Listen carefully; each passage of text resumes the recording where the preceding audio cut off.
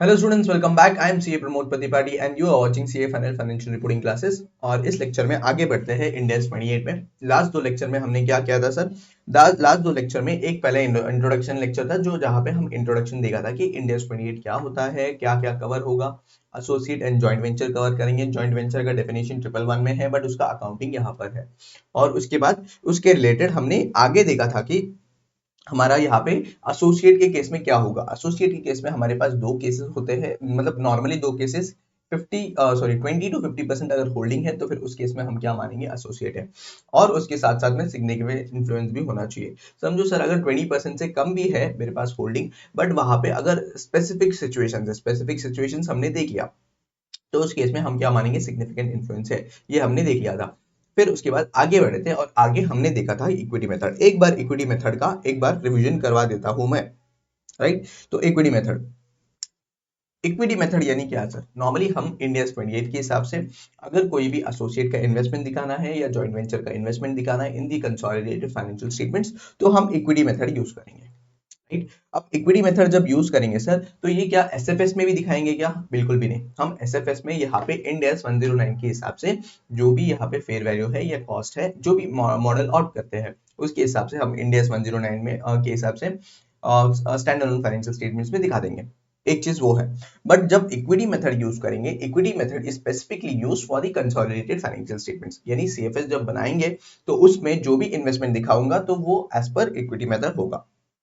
ठीक है, तो देखो, not applicable to SFS but it is applicable for the CFS. CFS के लिए यूज कर सकते हैं। अब यहाँ पे इक्विटी मेथड में स्पेसिफिकली हम क्या देखेंगे? अब इक्विटी मेथड में क्या देखेंगे, तो एक फ्लो देखा था हमने। राइट, एक पहले इन्वेस्टमेंट होगा।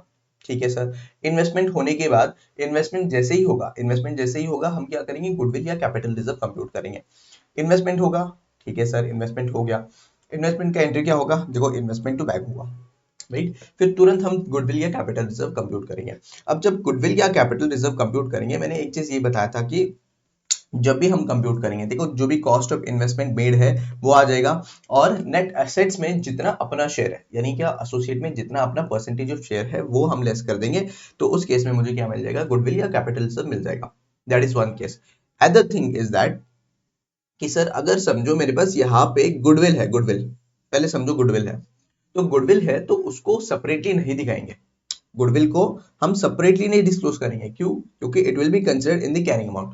अभी ऐसा क्यों कर रहे हैं सर? क्यों, इसका लॉजिक बताया था मैंने कि हम नेट असेट्स जो है हम कंसोलिडेट नहीं कर रहे, हम सिर्फ इन्वेस्टमेंट पोर्शन दिखा रहे हैं। राइट, हम नेट असेट्स को बुक्स में नहीं दिखा रहे, सिर्फ इन्वेस्टमेंट पोर्शन को दिखा रहे। अगर इन्वेस्टमेंट पोर्शन को भी दिखाऊंगा और उसके साथ साथ में गुडविल भी दिखाऊंगा तो डबल इफेक्ट हो जाएगा। उसके लिए हम गुडविल को हम सेपरेटली डिस्क्लोज नहीं करते। This will be considered as a cost of investment, यानी कैरिंग अमाउंट ऑफ इन्वेस्टमेंट में इंक्लूड कर देंगे। बट कैपिटल रिजर्व के केस में वैसा नहीं है। कैपिटल रिजर्व क्या है? It is a loss. Normally क्या हम मानते हैं, इसको अलग मानते हैं। तो उस केस में हम क्या करेंगे, इसको अदर इक्विटी में सेपरेटली डिस्क्लोज कर देंगे। ये मेरा ड्राफ्ट किया होगा। ठीक है, देन उसके बाद एक और चीज भी समझा था हमने कि सर हम समझो ये तो इन्वेस्टमेंट के बाद हुआ। इन्वेस्टमेंट के बाद क्या होगा? इन्वेस्टमेंट के बाद प्रॉफिट अर्न करेगा। राइट, एसोसिएट जो भी है वो प्रॉफिट अर्न करेगा। तो उस पर्टिकुलर प्रॉफिट में will get the share. Right, उस पर्टिकुलर प्रॉफिट में विल गेट द शेयर। अब वो शेयर कैसे कंप्यूट करेंगे? सिंपल है, अपना जितना भी शेयर है उतना शेयर हम क्या करेंगे, उस पर्टिकुलर एसोसिएट से हम दिखा देंगे। ठीक है, समझो फॉर एग्जांपल मेरे 25% होल्डिंग है, 10,000 मेरा प्रॉफिट है, तो फिर 10,000 इंटू 25%, तो फिर यहाँ पे 2,500 मेरा क्या आ जाएगा सर, प्रॉफिट आ जाएगा। अदर थिंग, ये अपना अदर कॉम्प्रिहेंसिव इनकम। अब ये अदर कॉम्प्रिहेंसिव इनकम क्या होता है? कोई भी अनरियलाइज्ड प्रॉफिट्स हुए, राइट, अनरियलाइज्ड लॉसेस हुए, या ऐसा कोई भी चीज है, ओसीआई है इसमें एसोसिएट में है, तो उस केस में ओसीआई भी हम हमारे इसमें दिखाते हैं as per the equity method. यानी क्या, जितना भी पोर्शन ओसीआई का है एसोसिएट में, जितना भी परसेंटेज है, OCI into that percentage will be our share. Right, parent का उतना शेयर हो जाएगा। देन उसके बाद ये ओसीआई वाला पार्ट खत्म हो गया। देन कम्स दी डिविडेंड वाला पार्ट। इसका डिविडेंड का लॉजिक मैंने लास्ट लेक्चर में बताया, बस यहाँ पे समझ लो कि अगर समझो कोई भी कैश डिस्ट्रीब्यूट हो रहा है, ठीक है, कोई भी चीज डिस्ट्रीब्यूट हो रहा है, यानी क्या, डिविडेंड डिस्ट्रीब्यूट हो रहा है, यानी मुझे कैश में पैसा मिलने वाला है। तो कैश में पैसा मिलने वाला है तो फिर मेरा इन्वेस्टमेंट कम होगा और उसको रिकॉग्नाइज करेंगे इन दी डिविडेंड इनकम। तो डिविडेंड इनकम में आ जाएगा टू इन्वेस्टमेंट इनकम, या फिर ऐसा भी बोल सकते हो, cash oblique bank to investment. क्यों सर? इन्वेस्टमेंट कम होगा। देखो हम जब भी अक्रू करते हैं ना, accrue in the sense profit हमें मिल रहा है क्या? नहीं सर, प्रॉफिट हमें नहीं मिल रहा है, दैट इज अ शेयर, सिर्फ हम कंसिडर करिए मेरे शेयर है। तो हम क्या करते हैं, इन्वेस्टमेंट ले लेते हैं, इन्वेस्टमेंट ले लेते हैं, उसमें प्रॉफिट ऐड कर देते हैं। ये मुझे रियलाइज नहीं हुआ, ठीक है, ये रियलाइज नहीं है, ये मेरा प्रॉफिट है, सिर्फ इन्वेस्टमेंट में ऐड बैक हो रहा है। चलो फिर उसके बाद ओसीआई का शेयर है, वो भी ऐड बैक कर दिया, ठीक है।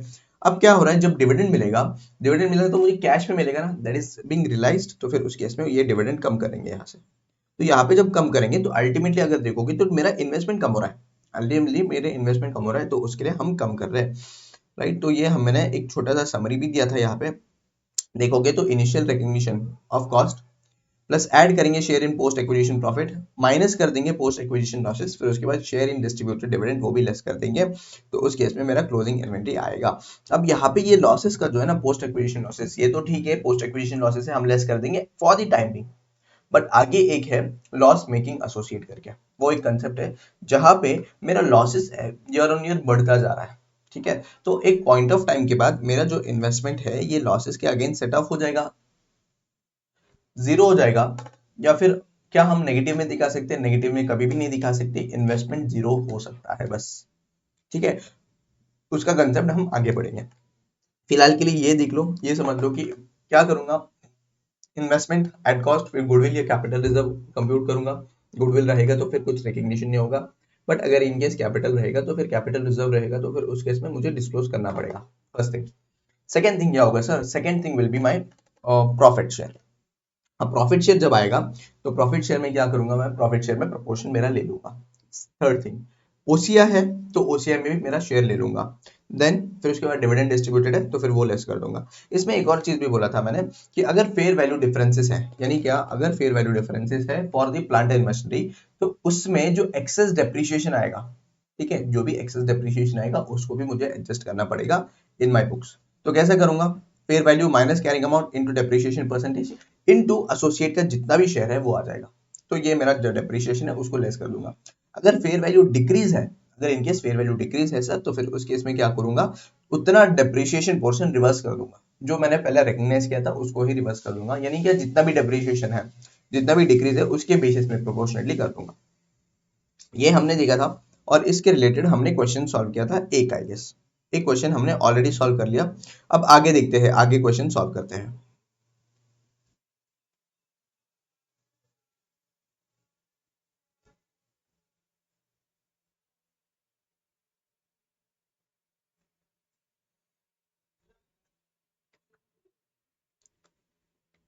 चलो आ जाओ, I guess we have done with question number 8, question number 8 हो गया है अपना। चलो क्वेश्चन नंबर 10 कर लेते हैं। क्या है सर क्वेश्चन नंबर 10? वही ये सेम क्वेश्चन है अपना, एसोसिएट के केस में मेरा इन्वेस्टमेंट होगा, प्रॉफिट शेयर होगा, फिर ओसीआई होगा, फिर उसके बाद डिविडेंड होगा, बस उतना ही पार्ट होगा इसमें भी। तो देख लो एक बार, क्वेश्चन को एक बार देख लो for your comfort.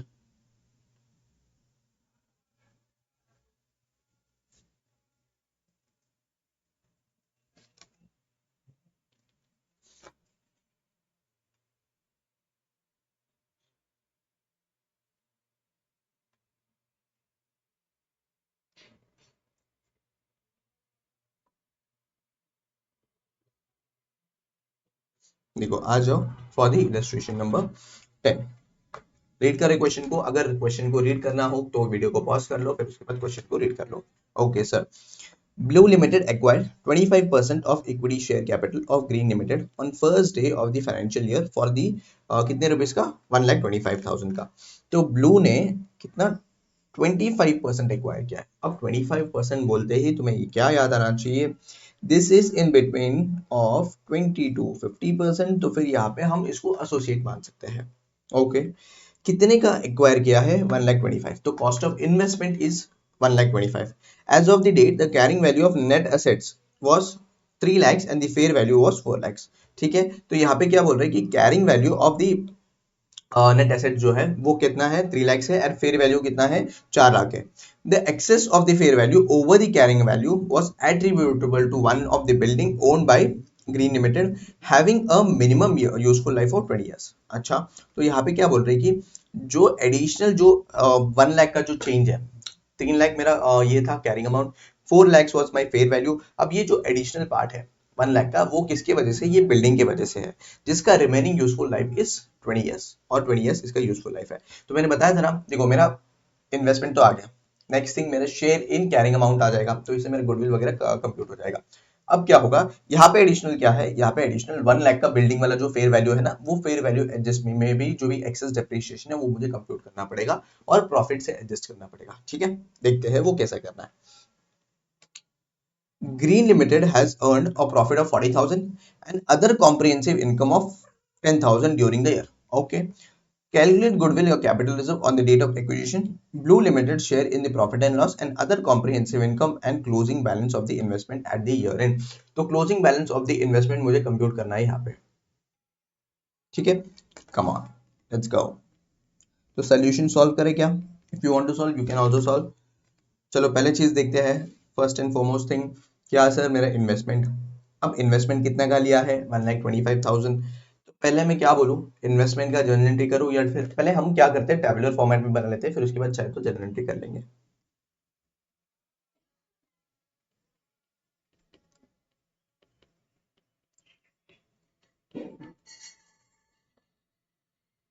Computation of goodwill और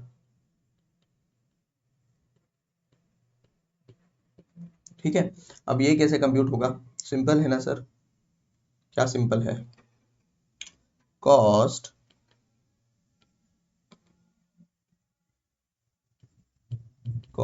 ऑफ इन्वेस्टमेंट, राइट।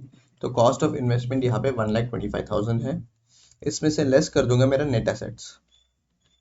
अब नेट एसेट्स में लेस कर दूंगा तो मेरा नेट एसेट्स का फेयर वैल्यू कितना है, here it is, which is round about to 4 lakhs। तो 4 lakhs का मेरा नेट एसेट्स है, इनटू 25%, 25% ही है ना, कितना है, हाँ 25% है। तो अगर देखो तो 4 लाख इंटू 25%, तो मेरा आ जाएगा यहाँ पे 1 लाख। तो 25,000 का मेरा यहाँ पे क्या आ गया, goodwill.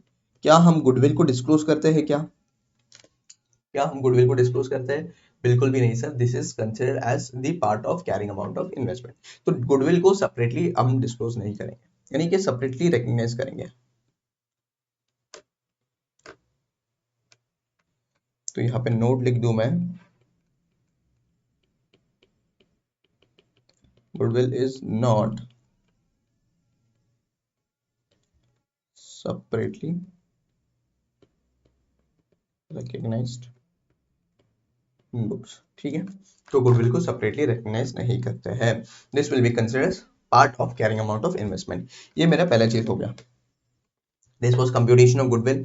Then comes the profit. Profit sharing कितना है, यहाँ पे देखो, Green earn a profit of 40,000 and other comprehensive income of 10,000 during the year. तो पहले प्रॉफिट ऑफ द शेयर निकल लेते हैं,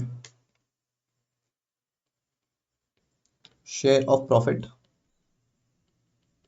ठीक है, अब शेयर ऑफ प्रॉफिट कैसा निकालेंगे, देखो मॉड्यूल ने डायरेक्टली कंप्यूटेशन दिया है, मैं एक काम करता हूँ, मैं जर्नल एंट्री भी देता हूँ फॉर योर अंडरस्टैंडिंग। यहाँ पे इसका जर्नल देख लो, क्यों जर्नल एंट्री दे रहा हूँ, क्योंकि सर एग्जाम में जर्नल एंट्री बहुत सारे पूछे जाते हैं, राइट, बहुत सारे जर्नल एंट्रीज पूछे जाते हैं। अगर मे 25 का देखोगे तो फिर उसमें मोस्ट प्रोबेबली जर्नल एंट्री सी पूछा गया, राइट। तो उसके लिए जर्नल एंट्रीज बहुत इंपॉर्टेंट है, कभी भी कोई भी क्वेश्चन में पूछ सकता है, तो हमारा लॉजिक तो चलना चाहिए ना उस पर्टिकुलर पॉइंट ऑफ टाइम में। तो उसके लिए क्या आएगा, इन्वेस्टमेंट,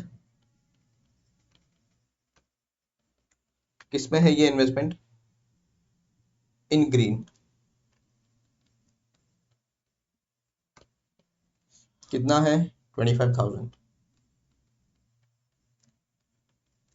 टू बैंक।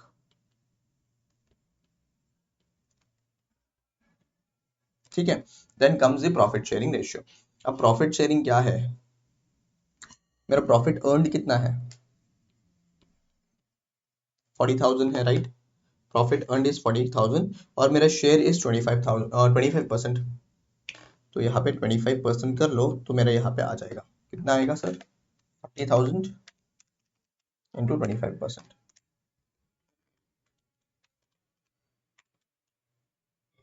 इंटू 20%, 25%, मेरे यहाँ पे आ गया 10%। तो मैं इसको अच्छे से लिख लेता हूँ पहले, profit share in green limited.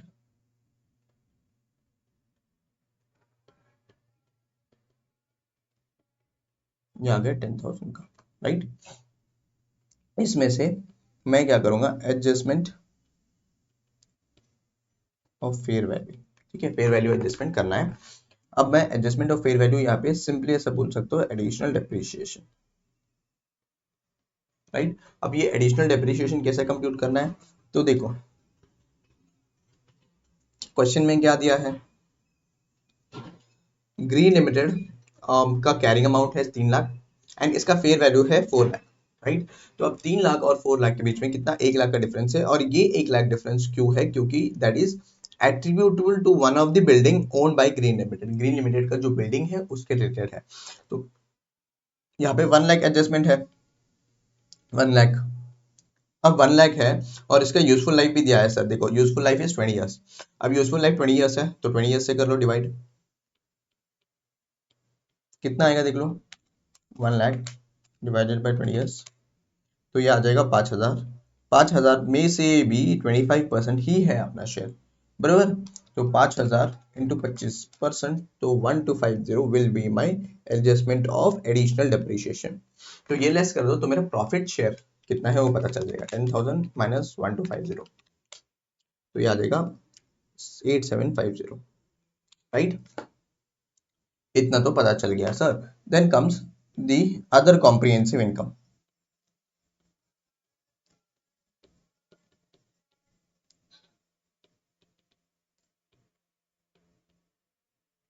ठीक है, अब अदर कॉम्प्रिहेंसिव इनकम कितना है, चेक कर लो एक बार, अदर कॉम्प्रिहेंसिव इनकम कितना है। ये देखो यहाँ पे, other comprehensive income of 10,000 during the year,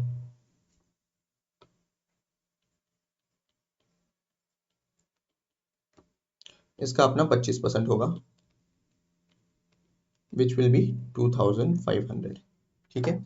और कोई भी चीज है क्या, डिविडेंड वगैरह डिस्ट्रीब्यूट क्या है क्या, and other comprehensive income of 10,000 during the year, calculate capital, ठीक है। और कोई डिविडेंड वगैरह एडजस्टमेंट नहीं है, हमारा सिंपल 3 एडजस्टमेंट था, एक पहला कंप्यूटेशन ऑफ गुडविल, सेकंड मेरा जो है ना इनकम। अब इनकम में भी जो इनकम नहीं, प्रॉफिट, प्रॉफिट में भी मेरा जो है ना एडिशनल डिप्रिसिएशन का एक कंसेप्ट था। Then comes the other comprehensive income, okay sir. चलो अब निकलेगा कैरिंग अमाउंट, तो यहाँ पे ऐसा बोलूं मैं, computation of closing balance of investment, right. Computation of closing balance of investment, यहाँ पे कंप्यूटेशन कैसा करना है, पहले मेरे कॉस्ट ऑफ इन्वेस्टमेंट,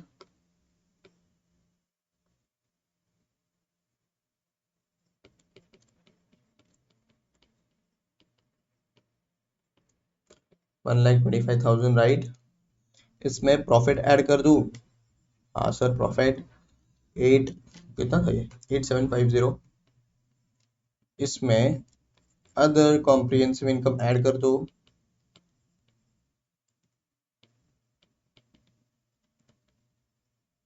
कितना है 2,500।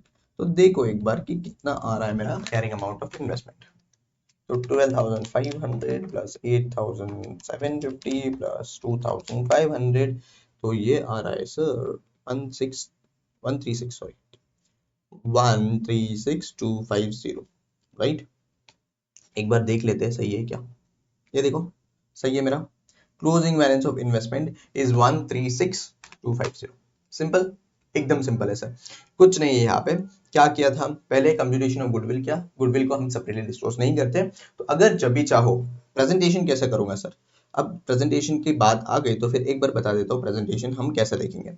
तो यहाँ पे जब भी इन्वेस्टमेंट इन एसोसिएट लिखते ना, इन्वेस्टमेंट इन एसोसिएट, तो नीचे ब्रैकेट में लिख दो कि गुडविल इस इतना इतना, समझो 10,000 है तो 10,000 ऐसा, समझ लो, इन्वेस्टमेंट इन एसोसिएट लिखेंगे, नीचे ब्रैकेट में एक बार डिस्क्लोज कर देंगे गुडविल इतना इतना है। तो इससे क्या पता चल जाएगा, मेरा इन्वेस्टमेंट भी पता चल जाएगा और उसमें कितना गुडविल है इंक्लूडेड वो भी पता चल जाएगा, राइट। चलो आगे बढ़ते हैं with next question. Next question क्या है सर, मैंने एक और चीज का इसी के रिलेटेड क्वेश्चंस है, बट एक और कंसेप्ट बताया था ना, क्या सर, क्यूमुलेटिव प्रेफरेंस शेयर का एक चीज बताया था मैंने कि अगर समझो मेरे पास कोई भी क्यूमुलेटिव प्रेफरेंस शेयर्स है तो उस केस में क्या होगा, उस केस में जो प्रॉफिट आएगा, प्रॉफिट में से पहला डिस्ट्रीब्यूशन किसको जाना चाहिए, उनको जाना चाहिए, किसको, क्यूमुलेटिव प्रेफरेंस शेयर्स को जाना चाहिए, राइट। तो हाँ सर, अगर प्रॉफिट है और क्यूमुलेटिव प्रेफरेंस शेयर्स है, उनको अगर डिविडेंड नहीं डिक्लेयर किया है तो उस केस में हम क्या करेंगे, उस पर्टिकुलर प्रेफरेंस शेयर्स का डिविडेंड जो भी है पहले डिक्लेयर कर देंगे, जो प्रेफरेंस शेयर्स है उसका डिक्लेरेशन हो जाएगा, फिर उसके बाद जो भी आएगा प्रॉफिट वो हम क्या करेंगे, वो हम एसोसिएट के शेयर उसमें से कंप्यूट करेंगे। समझ रहा है, फिर से बताता हूँ सुनो, अगर क्यूमुलेटिव प्रेफरेंस शेयर्स है, समझो लेट्स टेक एन एग्जांपल, यहाँ पे क्यूमुलेटिव प्रेफरेंस शेयर्स है, राइट, ठीक है। अब क्यूमुलेटिव प्रेफरेंस शेयर्स का फर्स्ट प्रेफरेंस होता है, अब जब फर्स्ट प्रेफरेंस बोल रहा हूँ यहाँ पे मैंने, यहाँ पे क्या है मतलब कि जो भी प्रॉफिट आएगा, प्रॉफिट का जो भी पहला पार्ट है वो किसको जाएगा, क्यूमुलेटिव प्रेफरेंस शेयर्स को जाएगा। अगर वो ऑलरेडी डिफाइंड नहीं है यानी ऑलरेडी डिक्लेयर नहीं है तो फिर हमें क्या करना पड़ेगा, पहले वो डिक्लेयर कर दो, पहले उनका जाने दो, उनका दक्षिण उनको जाने दो, ठीक है। अब उनका दक्षिण उनको जाने के बाद जो भी बचेगा प्रॉफिट उसमें हम क्या करेंगे, हम कंप्यूट करेंगे एसोसिएट का शेयर, यानी कि हमारा शेयर एसोसिएट में कितना है जो भी है ना, वो हम ऐसा कंप्यूट करेंगे। तो उसी के रिलेटेड एक छोटा सा क्वेश्चन है, वो देख लेते हैं, इलस्ट्रेशन नंबर 11, बहुत छोटा सा इंडिया से इजी है, फटाफट खत्म हो जाएगा। देखो क्या है illustration number 11, very simple question.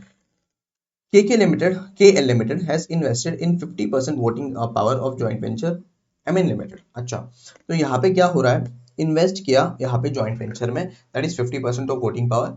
MN Limited has issued 10% cumulative preference shares classified as equity to other investors worth of 10 lakhs। तो फिर यहाँ पे सिंपली ये बोल रहा है कि MN Limited ने जो इशू किया है, अब जब इशू किया है 10% क्यूमुलेटिव प्रेफरेंस शेयर्स, अब ये जो प्रेफरेंस शेयर्स है उसको क्लासिफाई किया इनटू इक्विटी।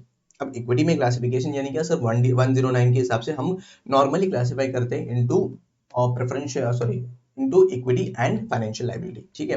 तो इक्विटी इंस्ट्रूमेंट में ये क्लासिफाई किया गया है, and investors worth to the investors worth 10 lakhs. During the year, MN Limited earned a profit of 4 lakhs.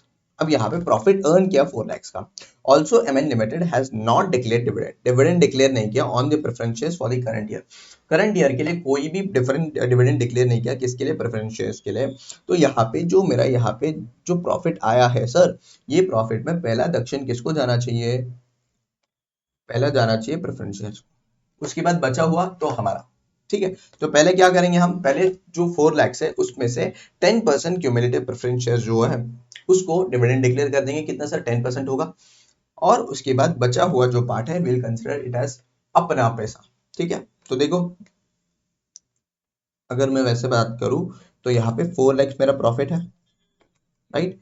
तो यहाँ पे 4 लाख का प्रॉफिट है, तो 10 लाख का प्रेफरेंस शेयर है, तो मेरा डिविडेंड डिक्लेयर होगा 10 lakhs इंटू 10%। अब ये 10% कहाँ से आया सर, देखो यहाँ पे दिया है, राइट, 10% दिया है, तो जाएगा तो कितना आएगा देख लो, 10 lakhs इंटू 10%,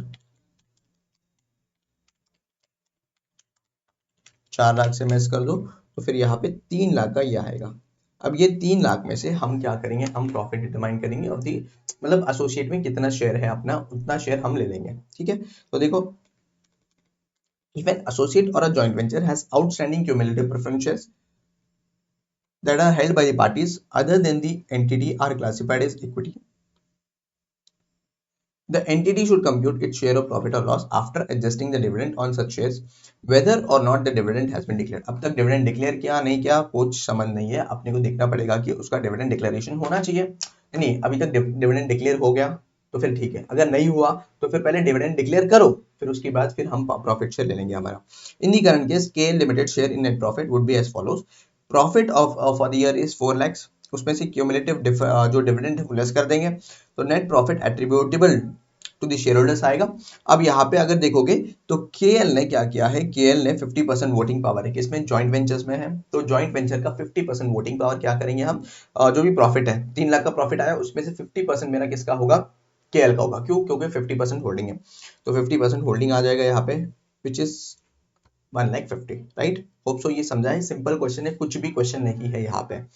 ये एग्जाम में आने का चांसेस है कि सर बिल्कुल भी नहीं है, ये बच्चा बच्चा को क्वेश्चन क्या थोड़ी आएगा एग्जाम में, राइट। चलो चलो लेट्स मूव फॉरवर्ड एंड हमारा जो क्वेश्चन है ना वो क्वेश्चन के बेसिस में कुछ सॉल्व करते हैं।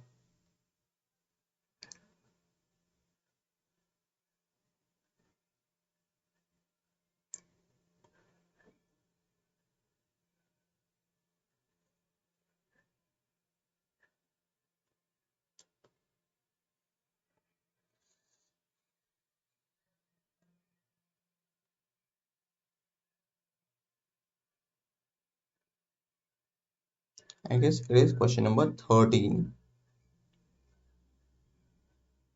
चलो आ जाओ question number 13 which was a practice question. यानी क्या, अभी आईसीएआई ने एक चीज किया ना, मॉड्यूल में थोड़े क्वेश्चन दिए, प्रैक्टिस क्वेश्चंस कुछ अलग दिया है, तो फिर उसमें से प्रैक्टिस क्वेश्चन का क्वेश्चन है ये एलडीआर मार्क कर लो। ये क्वेश्चन कर लोगे तो आई गेस ऑलमोस्ट योर जो इसका एसोसिएट का कंसेप्ट है ना वो कवर हो जाएंगे, राइट। चलो let's go and please do subscribe the channel.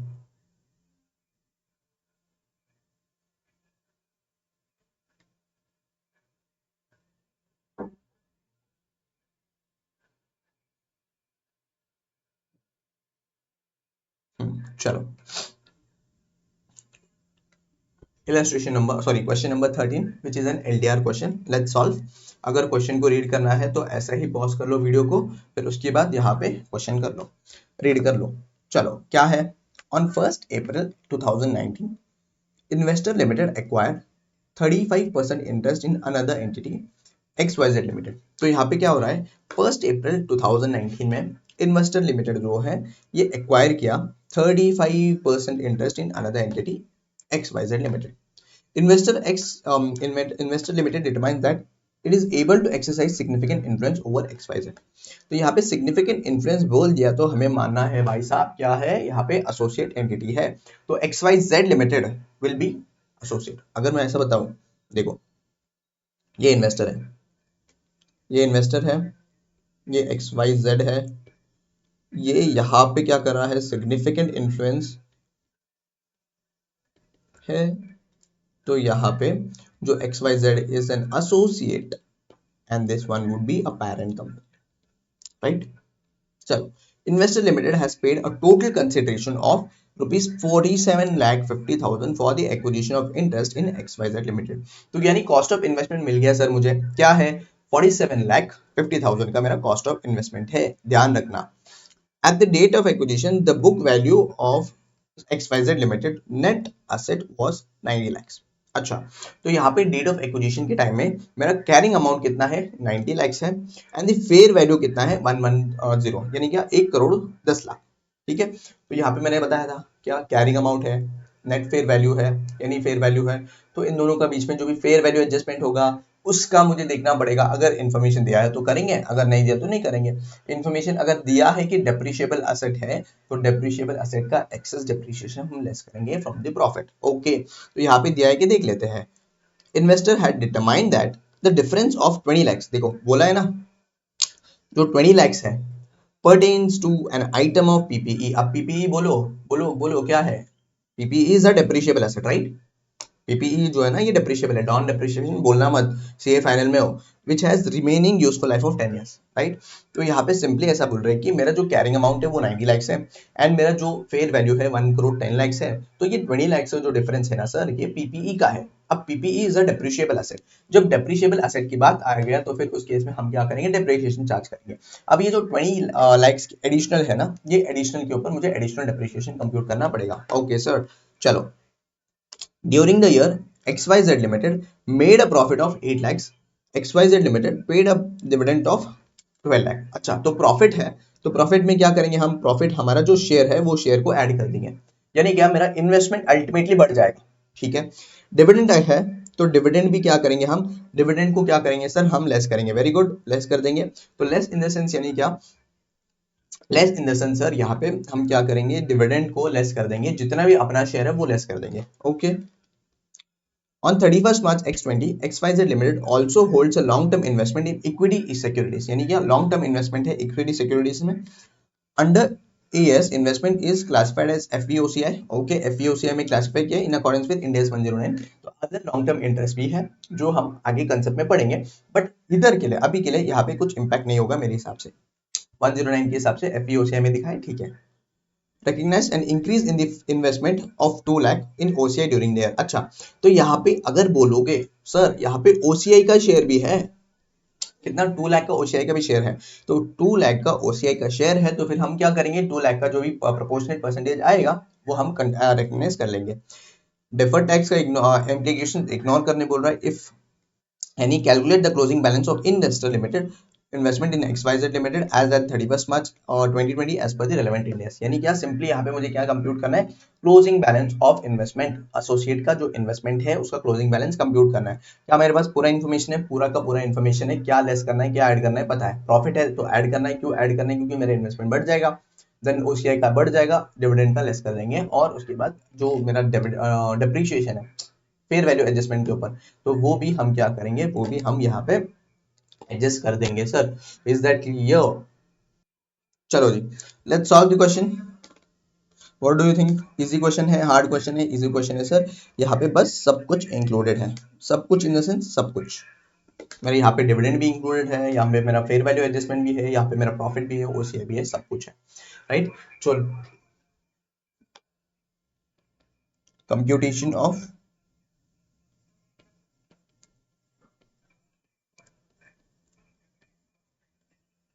Closing balance of investment as on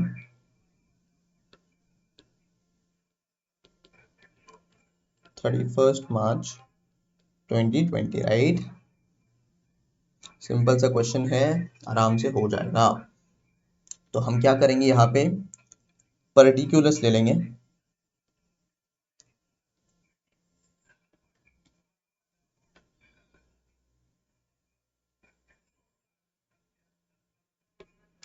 एक मिनट मुझे लाइन सीधी मारने दो।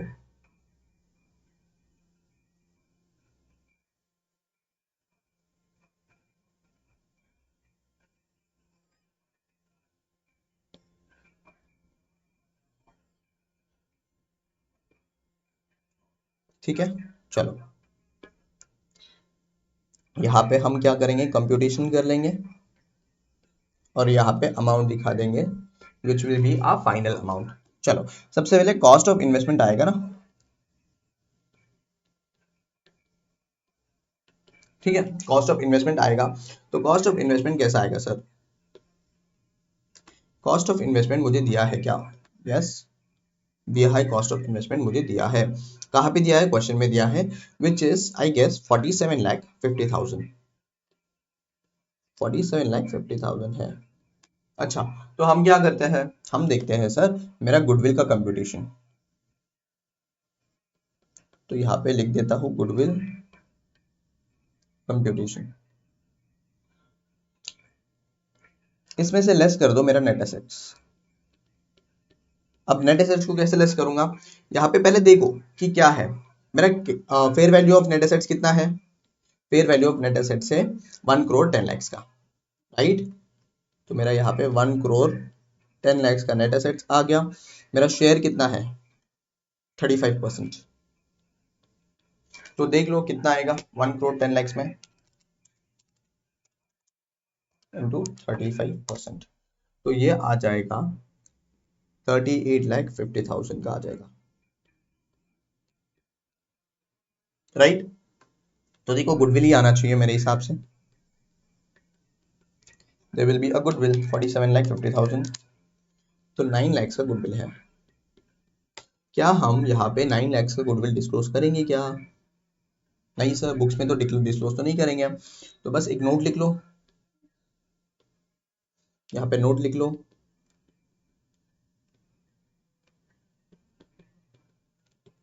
not disclosed separately, right? It is a part of considered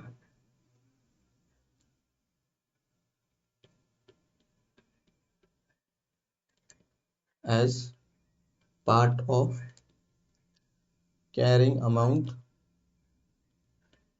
of investment, right? ठीक है, ये मेरा गुडविल कंप्यूटेशन था, पहला चीज। Next thing will be my sir, हम क्या क्लोजिंग अमाउंट निकालेंगे बेस्ड ऑन द प्रॉफिट और सब कुछ। तो यहाँ पे कंप्यूटेशन कर ले क्या, ये सिर्फ गुडविल का नाम लेते हैं, कंप्यूटेशन ऑफ गुडविल दे देते हैं इसका नाम, कंप्यूटेशन ऑफ गुडविल या कैपिटल रिजर्व, ठीक है। चलो नेक्स्ट थिंग,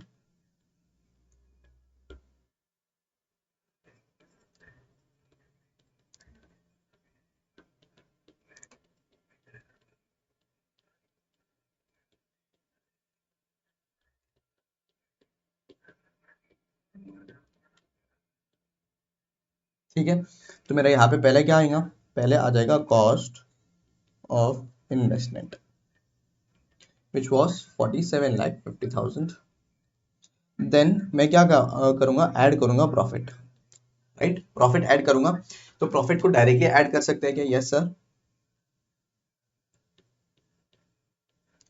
देखो तो प्रॉफिट कितना हुआ है, प्रॉफिट यहाँ पे हुआ है सर कितना, during the year made a profit of 8 lakhs, तो 8 लैक्स का प्रॉफिट, तो 8 लैक्स का प्रॉफिट में से मेरा शेयर निकालो, 8 लैक्स इंटू 35%, राइट? तो 8 लैक्स इंटू 35% कर लो, तो this comes out to be 2,80,000, right? तो 2,80,000 मेरा प्रॉफिट है। बट यहाँ पे मुझे क्या करना पड़ेगा, यहाँ पे एडजस्टमेंट ऑफ फेयर वैल्यू करना पड़ेगा ना, या फिर मैं यहाँ पे बोलूँ एक्सेस डेप्रिसिएशन,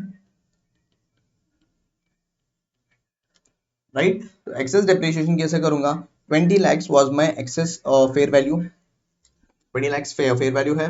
देन उसके बाद 20 lakhs was my fair value, एक मिनट देना मुझे, 20 lakhs was my fair value, and यहाँ पे इसका यूजफुल लाइफ कितना था, यूजफुल लाइफ 10 ईयर्स था, राइट? तो 10 ईयर्स का यूजफुल लाइफ से मैं डिवाइड कर दूंगा तो मुझे मिल जाएगा कि कितना मेरा ये होगा डेप्रिसिएशन, 20 लैक्स डिवाइडेड बाय 10, तो विच वाज 2 लैक्स। इसमें से 35% सिर्फ एसोसिएट का होगा, राइट? तो 22 lakhs into 35% which comes out to be 70,000। Simple था। मैंने अब तक क्या किया, मेरा जो इनिशियल इन्वेस्टमेंट है वो ले लिया, उसमें प्रॉफिट ऐड कर दिया और उसमें से एडिशनल डिप्रिसिएशन लेस कर दिया। अच्छा सर, एक और भी एक चीज करना है ना, ओसीआई का भी मुझे पार्ट लेना है, बरोबर? ओसीआई भी है ना यहाँ पे अपना, तो ओसीआई कितना अर्न किया, ओसीआई यहाँ पे कितना अर्न किया सर, 2 लैक्स है, ठीक है। सर यहाँ पे जो इन्फॉर्मेशन दिया है ना अपने को, जो इंडेक्स 109 वगैरह वो छोड़ दो, वो इंडेक्स 109 में देख लेंगे, बट यहाँ पे ओसीआई का मेरा क्या है, प्रॉफिट 2 लैक्स का है, तो ओसीआई का प्रॉफिट ले लो 2 लैक्स का, 2 लैक्स इंटू 35%, तो यहाँ पे 2 लैक्स इंटू 35%, तो ये आ जाएगा 70,000, राइट? ओसीआई का शेयर मिल गया मुझे, यस सर, ओसीआई का शेयर मिल गया। अब एडिशनली क्या देखो, एडिशनली एक और भी चीज है सर यहाँ पे, एडिशनली ये चीज है सर यहाँ पे, अगर देखोगे तो XYZ limited paid a dividend, dividend pay किया है, कितना पे किया है, ऑफ 12 lakhs एज ऑन 31 मार्च 2020। तो मैंने बताया था ना, अगर डिविडेंड डिक्लेयर किया है तो मुझे कैश इन बैंक में रियलाइज होगा, तो उसमें उसकी वजह से अल्टीमेटली मेरा जो इन्वेस्टमेंट है वो लेस हो जाएगा। तो यहाँ पे आ जाओ और डिविडेंड को लेस कर दो, कितना है डिविडेंड का, 12 लाख, 35% मेरा शेयर है उसमें से, राइट? Yes sir. तो 12 लाख इंटू 35%, तो यहाँ पे आ जाएगा 4,20,000 मेरा यहाँ पे लेस हो जाएगा, बरोबर है ना? 12 लैक्स इंटू 35%, हाँ। तो अब क्या होगा, 47,50,000 प्लस 2,80,000 एंड माइनस कर दूंगा 4,20,000, तो मेरा closing balance of investment would be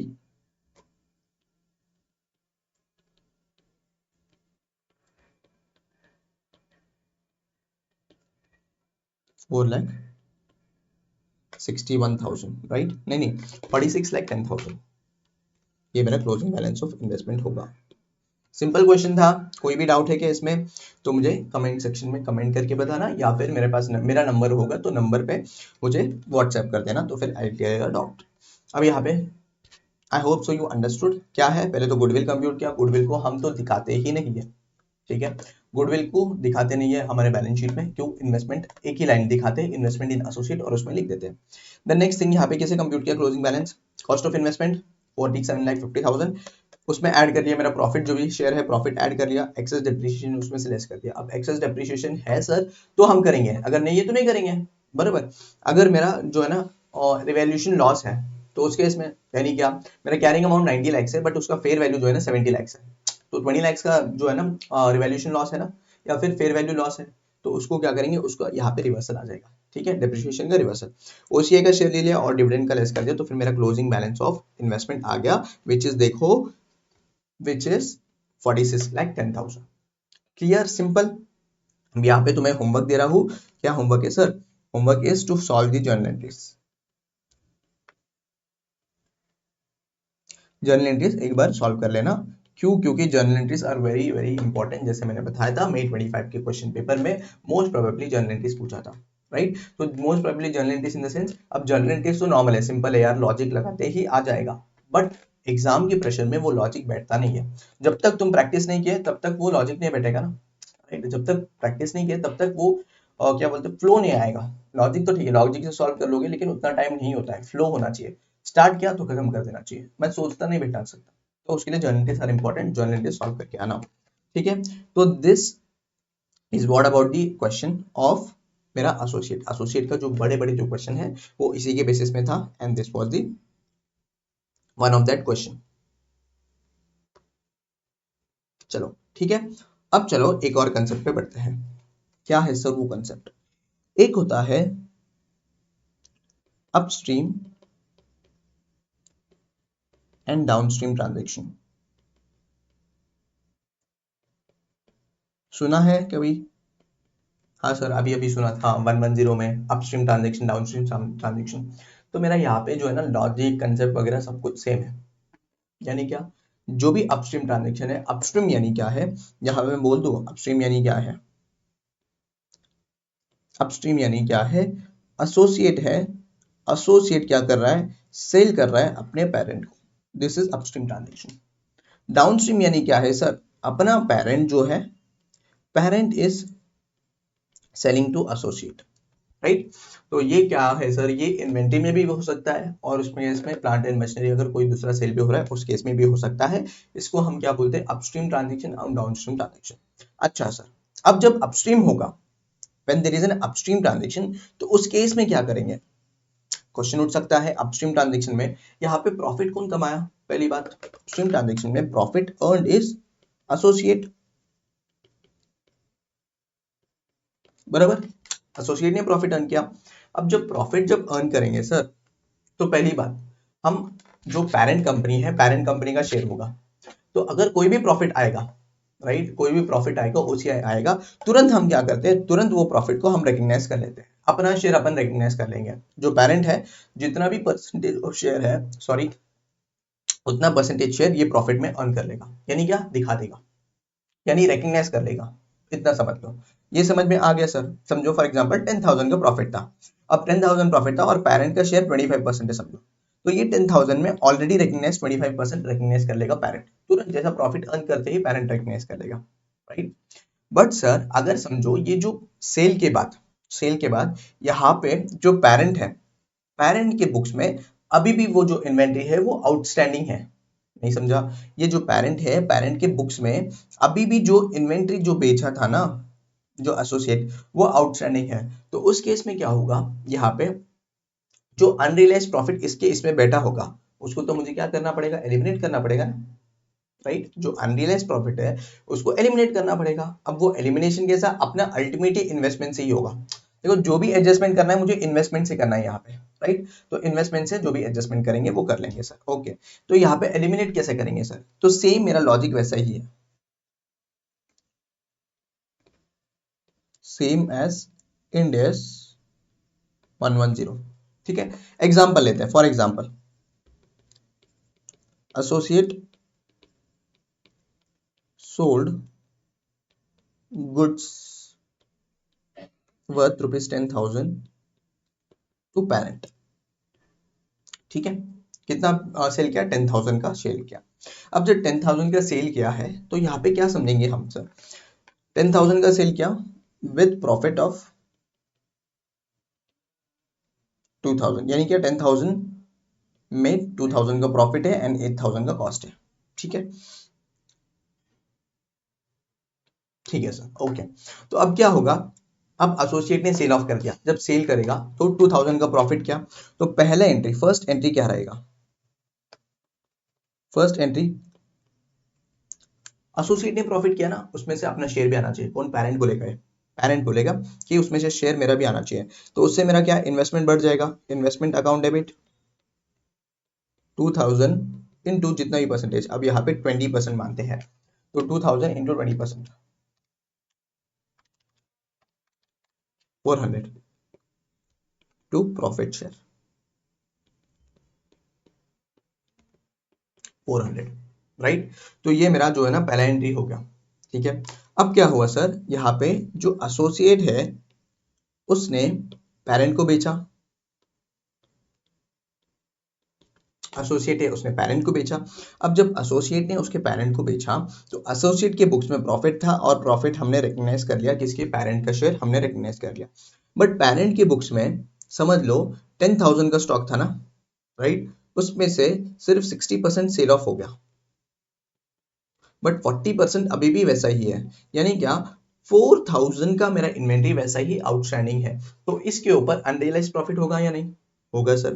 तो जब अनरियलाइज प्रॉफिट है तो उसको एलिमिनेट करना होगा ना सर? हाँ, एलिमिनेट कैसे करेंगे सर? तो देख लो, तो कैसे करेंगे? पहले तो शेयर कंप्यूट कर लो, क्या? प्रॉफिट शेयर कंप्यूट कर लो कितना होगा। तो 2,000 प्रॉफिट है,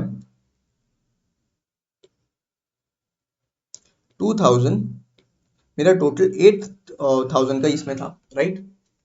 अगर 4,000 केस में होगा, नहीं सॉरी, यहाँ पे सेलिंग प्राइस देना पड़ेगा क्योंकि 4,000 is the total selling price. तो 2,000 का टोटल प्रॉफिट था ऑन 10,000 का सेल, तो 4,000 केस में कितना प्रॉफिट इंक्लूड होगा सर? तो कितना होगा? 2,000 डिवाइडेड बाय 10,000 इंटू 4,000, तो 800 का प्रॉफिट इसमें इंक्लूडेड होगा, बरोबर है। 8,000 का प्रॉफिट इसमें इंक्लूडेड होगा। तो ये 8,000 का प्रॉफिट को 800 का, सॉरी 8,000 नहीं, 800 का प्रॉफिट को मुझे एलिमिनेट करना है। बट एलिमिनेशन कितना करेंगे? जितना पेरेंट का शेयर है उतना ही एलिमिनेट करेंगे। अब पेरेंट का शेयर कितना है? पेरेंट का शेयर 20% है,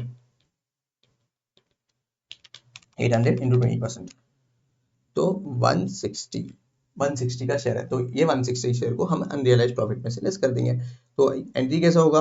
unrealise profit account debit to investment, तो अल्टीमेटली मेरा इन्वेस्टमेंट से लेस हो जाएगा 160 एंड 160। अगर पहले देखोगे तो मैंने प्रॉफिट मैंने रिकग्नाइज कर लिया था 400, और अभी कितना रिवर्स कर रहा हूँ? 160, यानी नेट नेट देखो तो 240 का मेरा यहाँ पे क्या हुआ है? रियलाइज प्रॉफिट हो गया है। तो ऐसे हम एलिमिनेट करेंगे फॉर दी अपस्ट्रीम ट्रांजेक्शन। फिर से समझा दो एक और बार, तो देख लो क्या होता है सर। अपस्ट्रीम ट्रांजेक्शन यानी क्या होता है? जो मेरा एसोसिएट है अपने जो पेरेंट है उसको बेच रहा है, पहली चीज। नेक्स्ट थिंग वुड बी, अगर जब एसोसिएट पेरेंट को बेच रहा है तो एसोसिएट के बुक्स में प्रॉफिट रिकग्नाइज किया होगा, बराबर। तो प्रॉफिट जब एसोसिएट रिकग्नाइज करते हैं तुरंत क्या करेगा पेरेंट? पेरेंट का एसोसिएट है, पेरेंट का जो शेयर है उतना शेयर हम रिकग्नाइज कर देंगे बुक्स में, तो वैसे रिकग्नाइज कर दिया, इन्वेस्टमेंट बढ़ेगा तो प्रॉफिट आ जाएगा। ठीक है, अब जब पेरेंट जो है ना, पेरेंट का पास जो इन्वेंट्री है उसमें से कोई भी अनरियलाइज्ड यानी अनसोल्ड प्रॉफिट होगा, अनसोल्ड इन्वेंट्री होगा, तो वो अनसोल्ड इन्वेंट्री में से अनरियलाइज्ड प्रॉफिट लेस करना है। तो मैंने क्या किया? पहले अनसोल्ड इन्वेंट्री निकाल लिया 4,000 का। अब ये 4,000 में कितना अनरियलाइज्ड प्रॉफिट है? अब unrealised profit normally computation very simple होता है, नॉर्मली क्वेश्चन में दिया होता है। तो यहाँ पे मेरा अनरियलाइज्ड प्रॉफिट वाज 800 का, बट 800 टोटल टोटल करेंगे क्या? नहीं सर, 800 टोटल नहीं करेंगे। क्यों? क्योंकि इसमें से भी पेरेंट का शेयर ही लेस करेंगे। क्यों? बाकी का जो है ना वो दूसरे का होगा ना, सिर्फ पेरेंट का शेयर लेस करेंगे। तो 20% वाज माय शेयर, तो 20% मैंने लेस कर दिया, मतलब 20% मैंने देख लिया कि इतना अनरियलाइज्ड है, तो 160 का अनरियलाइज्ड है तो अनरियलाइज्ड को मैंने लेस कर दिया। ऐसा मेरे अपस्ट्रीम ट्रांजेक्शन में प्रॉफिट को अनरियलाइज करेंगे। Is that clear? Hope so यहाँ तक समझ में आ गया है। यस स्टूडेंट्स, तो अब तक हमने क्या समझा था? अब तक हमने समझा था upstream transaction, right? Upstream transaction को सो यू अंडरस्टूड अच्छे से, जिसमें हम क्या करेंगे, अनरियलाइज्ड प्रॉफिट को क्या करेंगे सर, हम एलिमिनेट करेंगे। साथ अनरियलाइज्ड प्रॉफिट भी कितना एलिमिनेट करेंगे, आप पूरी बात को एक अरेंज है, राइट? अब चलते हैं हम डाउनस्ट्रीम ट्रांजैक्शन की तरफ।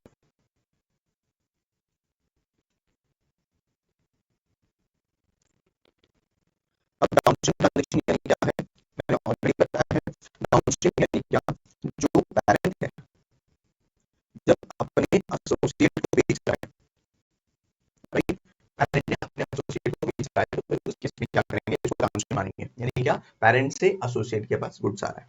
जब ऐसा कोई चीज है तो उस केस में पैरेंट ने ऑलरेडी कुछ रिकॉग्नाइज किया होगा, राइट? तो अगर पैरेंट ने क्या किया होगा, पैरेंट का एक बार हम क्या बनाते हैं, अकाउंट बना लेते हैं, जिसमें वो क्या दिखाएगा, वो रेवेन्यू दिखाएगा यहाँ पे, विच वुड बी 10 lakhs, या फिर हमने क्या लिया था यहाँ पे एग्जाम्पल में, ₹1 लाख का सेल किया था ना, अच्छा 10,000 का सेल किया था, इंक्लूडिंग प्रॉफिट ऑफ 2,000, ठीक है? तो वो रेवेन्यू कितना दिखाएगा, रेवेन्यू दिखाएगा सर 10,000 का, बरोबर। COGS दिखाएगा 8,000 का, और उसके साथ में प्रॉफिट आएगा ₹2,000 का, यही दिखाएगा, राइट? तो अगर इसका जर्नल एंट्री भी पूछोगे तो जर्नल एंट्रीज कैसा होगा बताओ, जर्नल एंट्रीज ऐसा होगा COGS टू इन्वेंट्री, यानी क्या, इन्वेंट्री चला रहा है, यानी इन्वेंट्री बिजनेस के बाहर जा रहा है, और COGS हम कॉस्ट को रिकॉग्नाइज कर रहे हैं 8,000, राइट? फिर उसके बाद क्या करेंगे हम, उसके बाद अगर कैश ऑब्लिक बैंक यानी कैश में मुझे पैसा मिल गया तो फिर कैश में रिकॉग्नाइज कर लेंगे, या फिर अगर समझो ये क्रेडिट के बेसिस में है, तो क्रेडिट के बेसिस में है तो ट्रेड रिसीवेबल करके हम लिख लेंगे, यानी ट्रेड रिसीवेबल रिकॉग्नाइज कर लेंगे, कितना, 10,000 टू रेवेन्यू, राइट? यही जर्नल एंट्री होगा 10,000, बरोबर। तो ये पैरेंट ने करके रखा है, किसने किया है sir, this is the entries in the books of parent. अब पैरेंट ने जब ऐसा एंट्रीज करके रखा है तो फिर तुम लोग समझो, जब ईयर एंड आएगा, तो ईयर एंड आएगा सर, ईयर एंड आने के बाद एसोसिएट की बुक्स में, क्यों एसोसिएट के बुक्स में, क्योंकि पैरेंट ने एसोसिएट को बेचा है, एसोसिएट ने एक एक्स अमाउंट बेच दिया होगा, समझो यहाँ पे 60% सेल ऑफ कर दिया, एंड 40% जो है अभी भी आउटस्टैंडिंग है, राइट? 40% अभी भी आउटस्टैंडिंग है, तो ये 40% जो आउटस्टैंडिंग है, इसमें क्या होगा, अनरियलाइज्ड प्रॉफिट बैठा होगा, 60% का तो क्या है, ऑलरेडी रियलाइज्ड हो गया होगा, राइट? तो फिर 40% का अनरियलाइज्ड प्रॉफिट जो है वो एलिमिनेट करना पड़ेगा। अब 40% पूरा करेंगे क्या सर, यहाँ पे क्वेश्चन ये है कि ये 40% पूरा करेंगे क्या, एक बार लिख लेता हूं मैं, 60% सोल्ड ऑफ, तो यहाँ पे ये हो गया रियलाइज्ड, बट अगर वही 40% बोलूं, यहाँ पे ये आउटस्टैंडिंग है इन द बुक्स, और यहाँ पे इसको अनरियलाइज्ड बोलेंगे। जब अनरियलाइज्ड है तो उस केस में क्या करना होगा, अनरियलाइज्ड होगा, तो उस केस में what will do, will eliminate the unrealised profit. अब पूरा करना होगा क्या सर, अब ये 40% से भी, 40% में भी हम क्या करेंगे, सिर्फ और सिर्फ जितना पैरेंट का शेयर है, कितना पैरेंट का शेयर है उतना ही हम एलिमिनेट करेंगे। यानी सर आप बोलोगे, सर गुड्स तो पूरा का पूरा बेचा था ना, पूरा का पूरा बेचा था, बट यहाँ पे पूरा का पूरा गुड्स बेचना वो अलग चीज है, बट सब्सिडरी में क्या करते थे, पूरा का पूरा बेचा और पूरा का पूरा एलिमिनेट किया, क्यों, क्योंकि वहां पे कंट्रोल होता था, राइट? बट यहाँ पे ये एसोसिएटेड सिग्निफिकेंट इन्फ्लुएंस है, हमारा जितना शेयर है उसमें उतना ही एलिमिनेट करेंगे, बरोबर। तो यहाँ पे 40% में हमारा जितना शेयर है उतना ही एलिमिनेट करेंगे, वो भी अनरियलाइज्ड प्रॉफिट। बट सर यहाँ पे अनरियलाइज्ड प्रॉफिट है तो क्या करेंगे, पूरा ट्रांजेक्शन को ही एलिमिनेट करेंगे ना, जो रेवेन्यू है, यहाँ पे रेवेन्यू, रेवेन्यू को भी उतने से शेयर, जितना अपना शेयर है पैरेंट का उतना शेयर से रिड्यूस करना पड़ेगा, राइट? और फिर उसके बाद COGS को भी रिड्यूस करना पड़ेगा, अल्टीमेटली मेरा प्रॉफिट भी वैसे ही एलिमिनेट हो जाएगा। तो अगर मैं ऐसा बताऊं तो सोचो यहाँ पे एंट्री क्या होगा, एलिमिनेशन वाला एंट्री,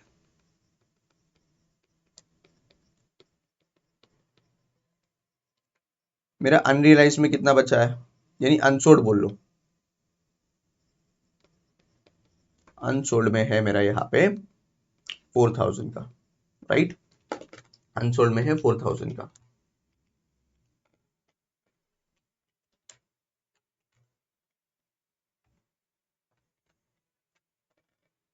ठीक है। अगर मैं इसका COGS निकालूं कितना होगा sir, 4000 was the purchase price for इसका एसोसिएट, राइट। तो ये तो परचेज प्राइस है। अगर एम के पॉइंट ऑफ व्यू से देखो 4000 सेलिंग प्राइस है, राइट। उसमें से कितना प्रॉफिट है निकालना पड़ेगा, और कितना ये अपना COGS है वो निकालना पड़ेगा। तो सिंपल है,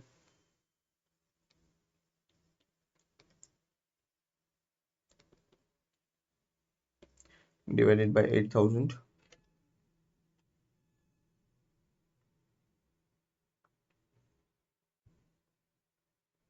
इसका COGS आ जाएगा अपने पास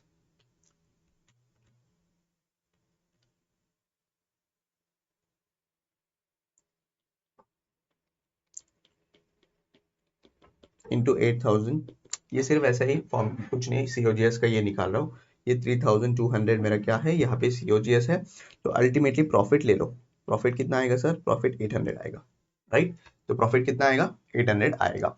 तो यहाँ पे एलिमिनेशन कितना होगा sir, elimination only up to parent का शेयर। तो पेरेंट का शेयर कितना है, यहाँ पे देखो पेरेंट का शेयर 20% कंसिडर किया था ना, तो हम रेवेन्यू को भी कैंसिल करेंगे। तो रेवेन्यू कितना कैंसिल होगा, 4000 इंटू 20%, कितना है 4000 इंटू 20% किया तो आया 4000 इंटू 20%, तो ये आ जाएगा 800 टू COGS कितना आएगा बताओ, 3200 इंटू 20%, तो ये 640 आएगा। बचा हुआ क्या रहेगा मेरा, बचा हुआ रहेगा सर मेरा प्रॉफिट, या फिर इन्वेस्टमेंट समझ लो। क्यों, इन्वेस्टमेंट कम हो जाएगा फ्रॉम अनरियलाइज्ड प्रॉफिट, कितना 160। इतना पार्ट करना है क्या सर, फिर से समझाओ, आ जाओ देखते हैं। देखो डाउनस्ट्रीम ट्रांजैक्शन यानी क्या है, downstream transaction is nothing but when parent sells something to associate. Inventory होगा, कुछ भी होगा, तो वो सेल किया एसोसिएट को। अब क्या होगा, पेरेंट ने प्रॉफिट कमाया है, ठीक है। तो पेरेंट ने अगर प्रॉफिट कमाया है तो फिर उस केस में पेरेंट के बुक्स में प्रॉफिट दिखेगा, देखो बरोबर। तो यहाँ पे रेवेन्यू, जो COGS टू इन्वेंट्री और trade receivable to revenue, cash and bank to revenue कर लेंगे, तो फिर यहाँ पे क्या आ जाएगा मेरा, यहाँ पे आ जाएगा सर मेरा प्रॉफिट। कितना आएगा, प्रॉफिट 2000 का यहाँ पे रिकग्नाइज कर लिया।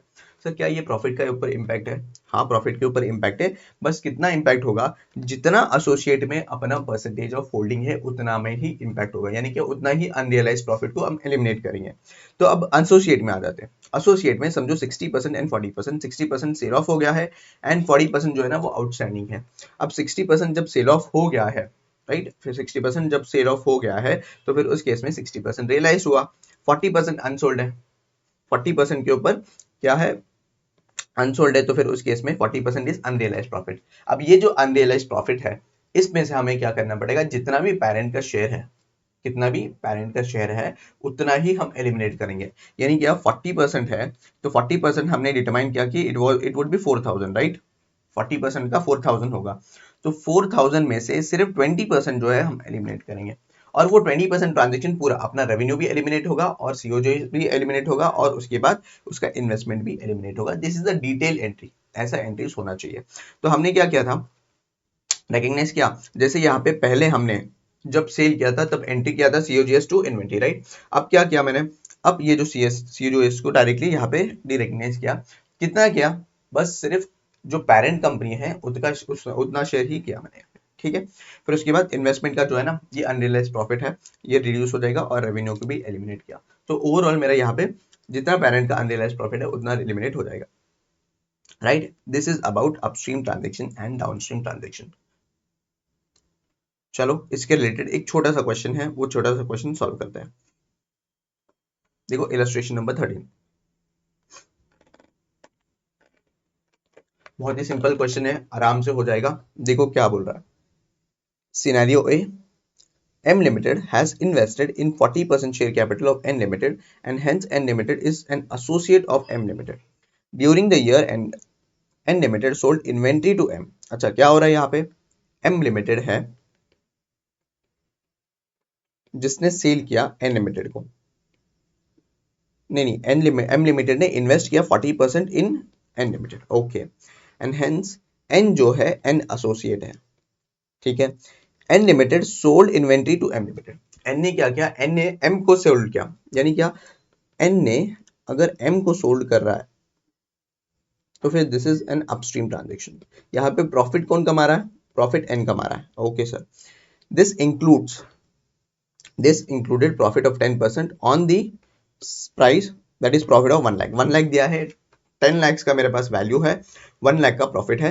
Out of the above inventory M Limited sold inventory of 6,000 to outsiders, hence the inventory of 4 lakh purchased from N Limited is still lying with M Limited, determine the unrealized profit to be eliminated in the above transaction। तो आज मैं एक बार यहाँ पे summary बताता हूँ, फिर उसके बाद फटाफट सॉल्व करते हैं।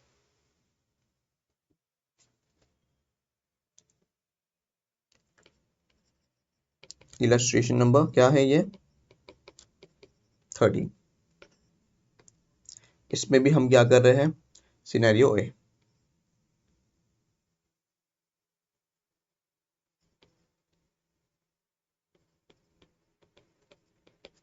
ठीक है, अब सिनेरियो ए में क्या हो रहा है? N लिमिटेड है और M लिमिटेड है, राइट। इसने इसको सेल किया, बरोबर। N लिमिटेड है और M लिमिटेड है, N लिमिटेड ने M को सेल किया। अब N लिमिटेड ने जब सेल किया, एसोसिएट कंपनी कौन है? N लिमिटेड, और पेरेंट कंपनी कौन है? M limited, right. N ने प्रॉफिट कमा लिया सर। N ने कितना प्रॉफिट कमा लिया? N ने अर्नड प्रॉफिट ऑफ ₹1 लाख, बरोबर। अर्न किया कितना? Profit of ₹1 lakh. जब प्रॉफिट ऑफ ₹1 लाख कमा लिया तो तुरंत अपना जो एसोसिएट का पॉलिसी क्या है? पेरेंट कंपनी तुरंत बोलेगा associate if you have earned profit of 1 lakh, उसमें से 40% जो है ना मेरा है। क्यों 40% सर? क्यों? क्योंकि यहाँ पे हमने देखा था 40% होल्डिंग है, बरोबर। कितना होल्डिंग है? 40%। तो 40% मेरा है, तो तुरंत 40% हमें क्या करना पड़ेगा? रिकग्नाइज करना पड़ेगा। तो मेरा फर्स्ट एंट्री क्या होगा? फर्स्ट एंट्री होगा यहाँ पे मेरा investment in N limited to profit share, या फिर मैं ऐसा लिखूं कंसो P&L। कितना आएगा? 40,000। कैसा आएगा 40,000? 1 लाख शेयर है इंटू 40%, 1 लाख है इंटू 40%, राइट। तो ये हमारा पहले चीज हुआ, मतलब सबसे फर्स्ट पहले चीज एसोसिएट ने कोई भी प्रॉफिट कमाया। अब एसोसिएट ने प्रॉफिट कमाया है तो फिर उस केस में पेरेंट का शेयर उसमें से रिकग्नाइज कर लेंगे। क्लियर? ठीक है सर। अब क्या होगा? नेक्स्ट थिंग ये होगा कि अब आ जाएंगे हम पेरेंट के पास, राइट। अब पेरेंट ने क्या किया है? पेरेंट ने तो परचेस किया था 10 लाख का, राइट। पेरेंट के लिए 10 लाख जो है ये that is a purchase price, right. तो अब इसमें से अगर मैं बोलूं तो 6 लाख का जो है ये सेल्ड आउट कर दिया, बेच दिया, तो ये सोल्ड है। दिस मीन्स इसके ऊपर का जो प्रॉफिट है वो अनरियलाइज्ड है। अब बचा हुआ क्या है? 40,000, सॉरी 4 लाख। अब ये जो 4 लाख है दिस इज अनसोल्ड, एंड ये अनसोल्ड जो है, अनसोल्ड के ऊपर जितना भी परसेंटेज आएगा, आई गेस 10% होगा, तो 10% होगा, तो ये 40,000 का अनरियलाइज प्रॉफिट है, बरोबर है ना। ये मेरा अनरियलाइज प्रॉफिट है। अब क्या करेंगे?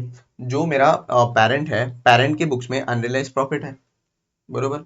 अब ये जो अनरियलाइज प्रॉफिट है इसको तो मुझे एलिमिनेट करना होगा, बरोबर है कि नहीं? इसको तो मुझे एलिमिनेट करना होगा। वो कितना होगा sir? Only up to the share of जो अपना जो एसोसिएट में शेयर है 40%, उतना ही एलिमिनेट करेंगे। तो सब्सिक्वेंटली अनरियलाइज प्रॉफिट का एलिमिनेशन कैसा होगा?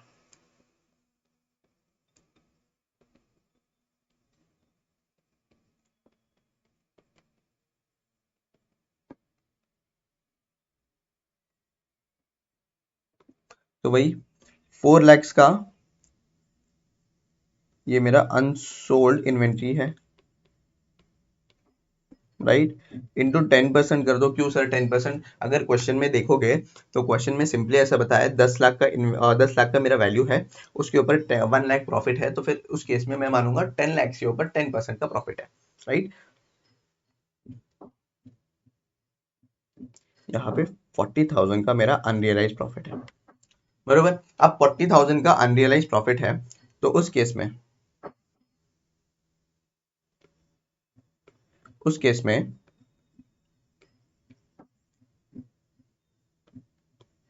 जितना पार्ट पेरेंट का है उतना ही एलिमिनेट करेंगे।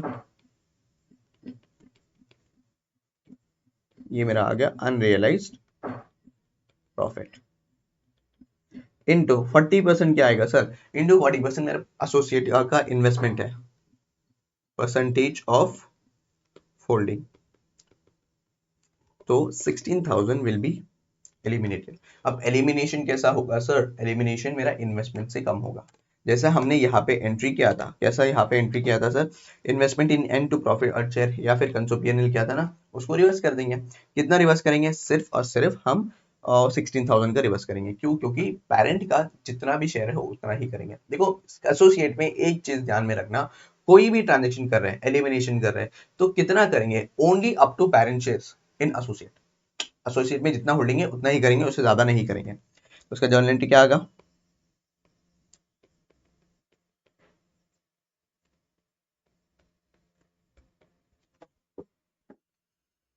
60,000 to investment in N limited, 16,000, right. इतना मेरा एलिमिनेट हो गया। This is about the scenario one. क्या क्या हमने सिनेरियो वन में, सिनेरियो वन में पहला चीज हुआ कि एसोसिएट ने 1 लाख का प्रॉफिट अर्न किया था, कैसा, सेल करके। वो 1 लाख का प्रॉफिट में से हमने पहले क्या किया, उसमें से हमारा जो पेरेंट का जो शेयर है वो हमने रिकग्नाइज किया।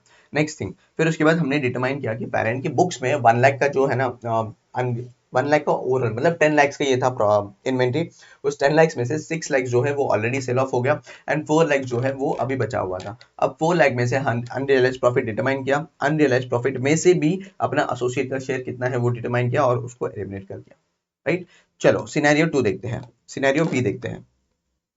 Assume the same facts as per A except that the inventory is sold by M to N। यानी अब क्या हो रहा है, M ने बेचा N को, M Limited sold goods to N Limited instead of N Limited selling to M, determine the unrealized profit to be eliminated on the above transaction। यानी क्या हुआ है यहाँ पे यूनो रिवर्स हुआ है। सिनेरियो बी की बात करूं मैं, तो यहाँ पे M Limited ने क्या किया है, सेल किया है किसको, N Limited, बरोबर।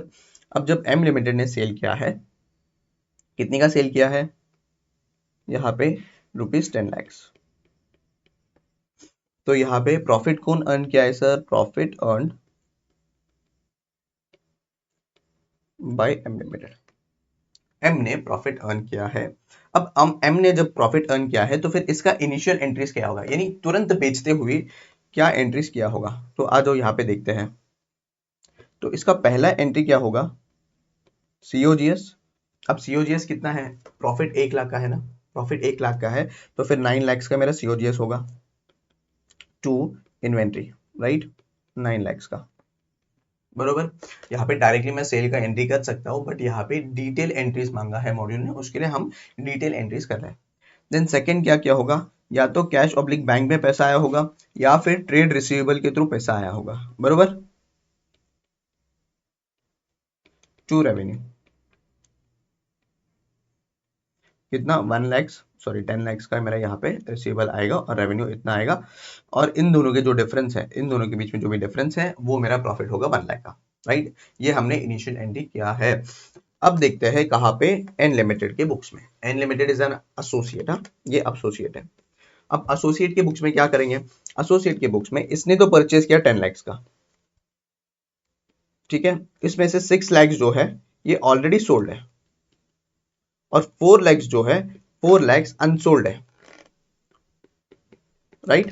4 लाख जो है ये अनसोल्ड है। अब ये जो 4 लाख अनसोल्ड है, इसमें से हमें डिटरमाइन करना पड़ेगा कि कितना प्रॉफिट एलिमिनेट करना है, राइट। अब कितना करेंगे सर, इसमें से जितना अपना होल्डिंग का शेयर है, यानी या पेरेंट जो है, पेरेंट कंपनी का शेयर है, उतना ही एलिमिनेट करेंगे। बट सर यहाँ पे मुझे सिर्फ प्रॉफिट को एलिमिनेट करना है क्या। अब क्वेश्चन में अपने को ऐसा मतलब मॉड्यूल ने ऐसा दिया है कि सिर्फ प्रॉफिट तो कर सकते हैं, बट यहाँ पे पूरा का पूरा ट्रांजेक्शन ही एलिमिनेट करेंगे हम, पूरा रेवेन्यू, सीओजीएस और सब कुछ एलिमिनेट करेंगे, ताकि मेरा जो प्रॉफिट है वो अल्टीमेटली एलिमिनेट हो जाए। वो कैसा करेंगे, आ जाओ डिटरमाइन करते हैं।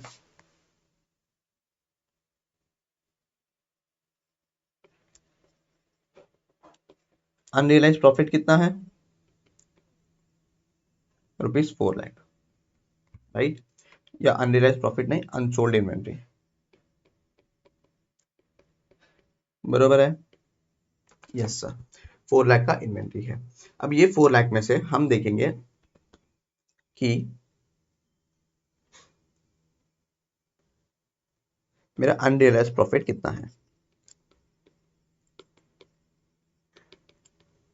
विच will B same 4 lakhs into 10%, कितना आएगा 40,000, बरोबर।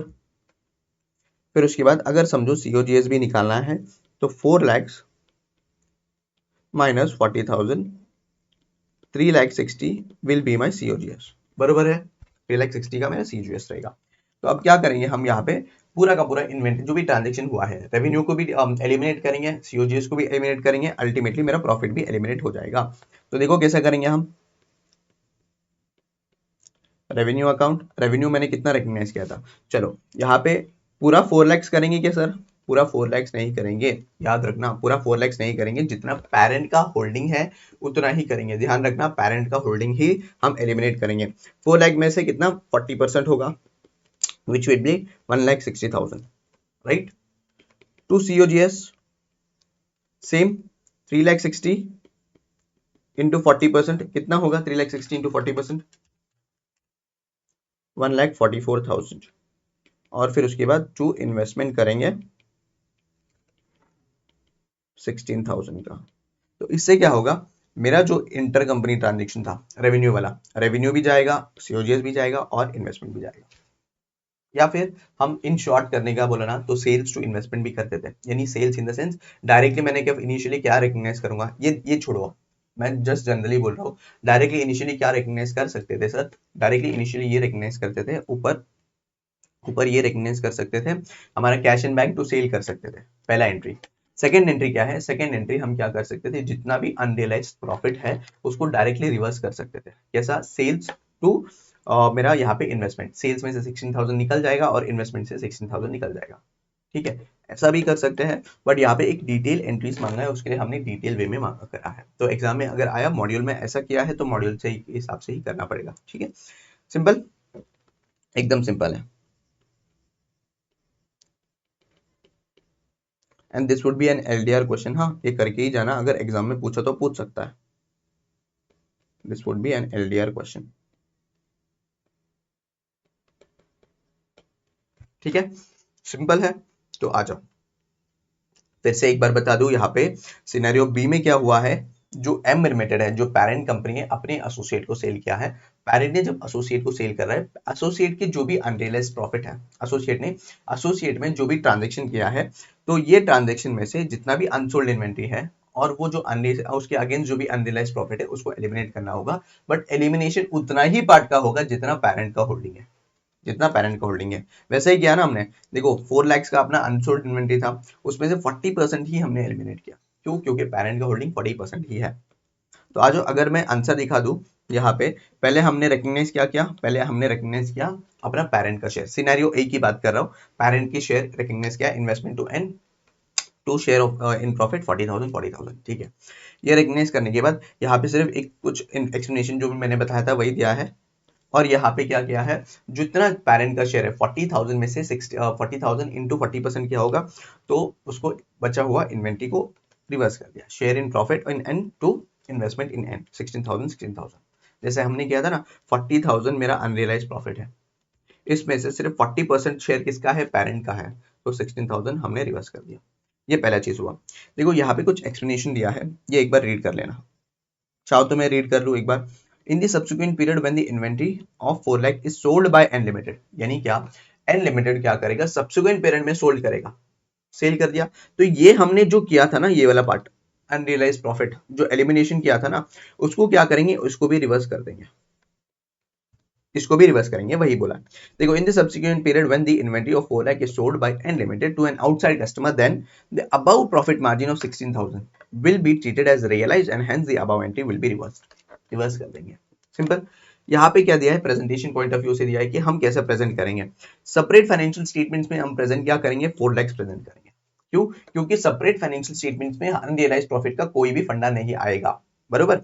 But in whereas in consolidated financial statements जो इन्वेस्टमेंट जो अपना ये क्या रे होगा इन्वेंट्री, वो 3,84,000 में होगा। क्यों? क्योंकि 16,000 का हमने एलिमिनेट किया है unrealised profit due to elimination entry above in respect of unrealised profit in the subsequent period when the inventory is sold, मतलब सेल ऑफ कर दिया तो inventory account is credited by 4 lakh, whereas the purpose of the consolidated financial statement it should be credited by 3,84,000 और जो difference है वो हमारा क्या होगा 16,000 का हमारा ये होगा 16,000 का अनरियलाइज्ड प्रॉफिट। सिंपल है, कुछ नहीं, ये प्रेजेंटेशन पर्पस के लिए बताया है कि हमारा सेपरेट फाइनेंशियल स्टेटमेंट्स में हम क्या करेंगे, सेपरेट फाइनेंशियल स्टेटमेंट्स में हम 4 लाख में दिखाएंगे, बट सीएफएस में हमारा इन्वेंट्री कितना दिखेगा 3,84,000, राइट। और जो 16,000 का अनरियलाइज्ड प्रॉफिट होगा उसके लिए हम उसको दिखाएंगे नहीं।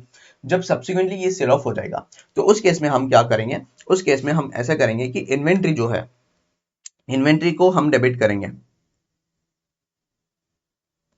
इन्वेंट्री अकाउंट 4 लाख से करेंगे, सब्सिक्वेंट पीरियड में हम क्या करेंगे सर, यहाँ पे इन्वेंट्री जो है 4 लाख का होगा, इसमें से हम कैसे करेंगे 3,84,000 जो है 3,84,000 अपना कॉस्ट कंसोलिडेटेड में होगा और 16,000 जो होगा वो अनरियलाइज्ड प्रॉफिट से हम एडजस्ट करेंगे, वही बता रहा है यहाँ पे। सिंपल। चलो सिनेरियो बी के केस में देखते हैं। सिनेरियो बी केस क्या बोल रहा है, 10 लाख सेल किया and limited has sold inventory worth 6 lakh to outside customers, hence the profit of 60,000 on such inventory is realised. 40,000 का यहाँ पे अनरियलाइज्ड प्रॉफिट है, ठीक है। अब 40,000 में से भी, अब यहाँ पे क्या बोल रहे हैं 40,000 में से भी यहाँ पे जो अदर इन्वेस्टर्स है और एक पेरेंट होगा, राइट, एक अदर होगा एक पेरेंट होगा, पेरेंट का अनरियलाइज्ड मानेंगे और अदर्स का यहाँ पे मानेंगे रियलाइज्ड, ठीक है। पेरेंट का अनरियलाइज्ड मान देंगे और यहाँ पे हम कितना जो अदर इन्वेस्टर्स है उसका मानेंगे रियलाइज। तो उसी की बेसिस में हमने क्या किया, अनरियलाइज्ड प्रॉफिट और पेरेंट का शेयर एलिमिनेट किया। देखो sales 1,60,000 to cost of material consumed 1,44,000 to investment in 16,000, तो यहाँ पे क्या हो रहा है मेरा इन्वेस्टमेंट इज बीइंग रिड्यूस्ड, यानी अनरियलाइज्ड प्रॉफिट को एलिमिनेट कर रहा है, ठीक है।